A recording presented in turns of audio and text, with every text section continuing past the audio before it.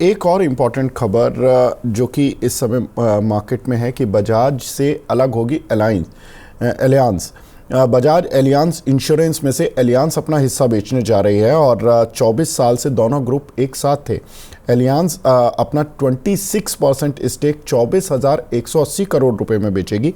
Bajaj group ही इस 26% हिस्से को खरीदने जा रहा है। बजाज फिनसर्व के तहत पूरा इंश्योरेंस कारोबार आता है और बजाज फिनसर्व की जो प्रमोटर कंपनी है वो बजाज होल्डिंग, और बजाज फाइनेंस की प्रमोटर कंपनी है एक तरह से बजाज फिनसर्व। तो बजाज होल्डिंग सबसे ऊपर हो गई, उसके नीचे हुई बजाज फिनसर्व और उसके नीचे हुई बजाज फाइनेंस। सर, इन तीनों पर क्या क्या असर होगा? विवेक जी, पहले तो हमने जब ये डील अनाउंस हुई तो देखा कि क्या वैल्यूएशन पर डील हुई है। तो मैं देख रहा था कि जो जनरल इंश्योरेंस का जो बिजनेस है, अगर आप देखेंगे सालाना ये कंपनी 1600 करोड़ का प्रॉफिट बनाती है। तो close to 33 time price to earning multiple पर ये डील हुई है।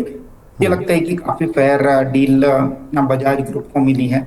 और रही लाइफ इंश्योरेंस बिजनेस की बात, जो एम्बेडेड वैल्यू थी, जो one of the important metric होता है FY 24 की, वो तकरीबन 21,700 22,000 के आसपास की वैल्यू थी। और ये जो स्टेक है इसकी वैल्यू अगर आप देखेंगे पूरी 100% की, तो 40,000 करोड़ की निकल कर आती है। तो which is 1.8 times price to embedded value, again which is a very fair value.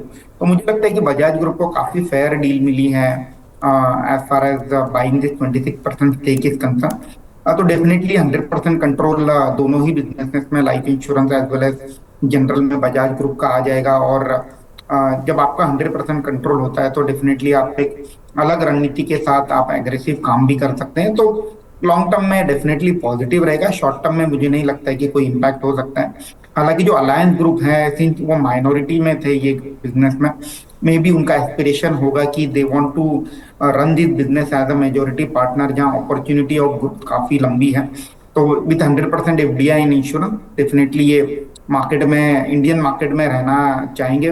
अब ये देखने वाली बात होगी कि और कोई दूसरा पार्टनर इनके साथ जुड़ेगा कि ये 100% खुद ओन कंपनी चलाएंगे। तो दैट्स द पर्सपेक्टिव। तो अगर मैं शॉर्ट में बात करूं तो आई थिंक ये जो डील का जो स्ट्रक्चर है, इन शॉर्ट टर्म मुझे नहीं लगता है कि कोई बहुत बड़ा इम्पैक्ट है। लॉन्ग टर्म में डेफिनेटली पॉजिटिव रहेगा, both insurance as well as life insurance business में। और रही बजाज फिनसर्व की बात, तो उसमें since majority value Bajaj Finance की भी आती है, तो that business is doing well. तो मुझे लगता है कि बजाज फाइनेंस की भी जो फेयर वैल्यू है तकरीबन 9,200 के आसपास की आती है। तो अगर आप सम ऑफ द पार्ट करेंगे तो बजाज जो फिनसर्व है उसकी वैल्यू आएगी तकरीबन 2,050 के आसपास। तो अगर आप ये दो प्राइस टारगेट ध्यान में रखेंगे, 2,050 for Bajaj Finserv and 9,000 to 9,200 for Bajaj Finance, ये दो प्राइस टारगेट को ध्यान में रखते हुए आप स्टॉक को अप्रोच कर सकते हैं। ग्लोबल संकेतों के दम पर कैसे खुलेंगे हमारे बाजार?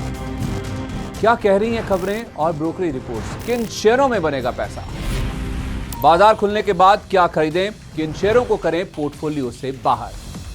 कैसा रहा बाजार का दिन भर का कारोबार? कैसे तैयार करें कल के बाजार की स्ट्रैटेजी? इन सब सवालों के जवाब जानिए मेरे साथ ओपनिंग बज और क्लोजिंग बज में इन वक्त पर सिर्फ मनी 9।